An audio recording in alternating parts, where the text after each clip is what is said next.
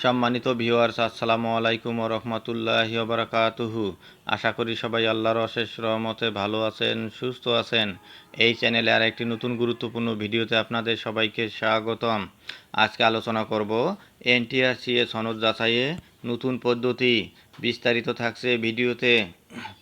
এই ভিডিওটি দেখার আগে যারা এই চ্যানেলে একদম নতুন তারা অবশ্যই চ্যানেলটি সাবস্ক্রাইব করে পাশে থাকা বেল আইকনটি প্রেস করে দিন। আর যারা ইতিমধ্যে সাবস্ক্রাইব করেছেন তাদেরকে জানাই অসংখ্য ধন্যবাদ।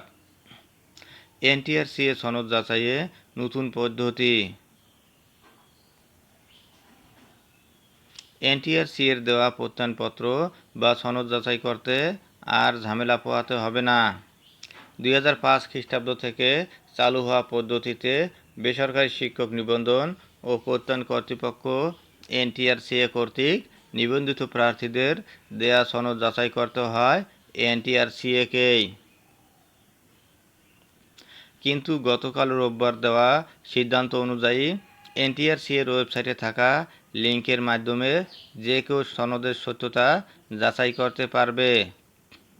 লিঙ্কটা দেবে টেলিটক। গতকাল এনটিআরসিএর 101তম নির্বাহী বোর্ডের সভায় এমন সিদ্ধান্ত নেওয়া হয়।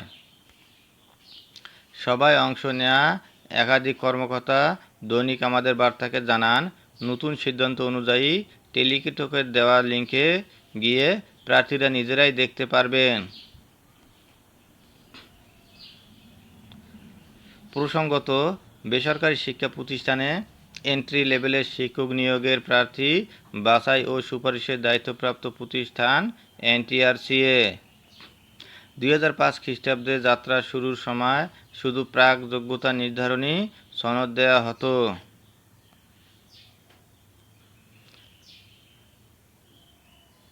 সেটা দেখিয়ে শিক্ষক পদে আবেদন করা যেত, কিন্তু শিক্ষক হিসেবে নিয়োগ পেতে বেসরকারি ব্যবস্থাপনা কমিটির নেওয়া পরীক্ষাই ছিল চূড়ান্ত। 2015 খ্রিস্টাব্দ থেকে প্রার্থী বাছাইয়ের চূড়ান্ত দায়িত্ব পায় এনটিআরসিএ। ধন্যবাদ জানিয়ে বিদায় নেওয়ার আগে আবারও অনুরোধ জানাই, যদি ভিডিওটি ভালো লাগে এবং সর্বশেষ শিক্ষামূলক আপডেট ভিডিও পেতে চান তাহলে অবশ্যই চ্যানেলটি সাবস্ক্রাইব করুন। ধন্যবাদ সবাইকে।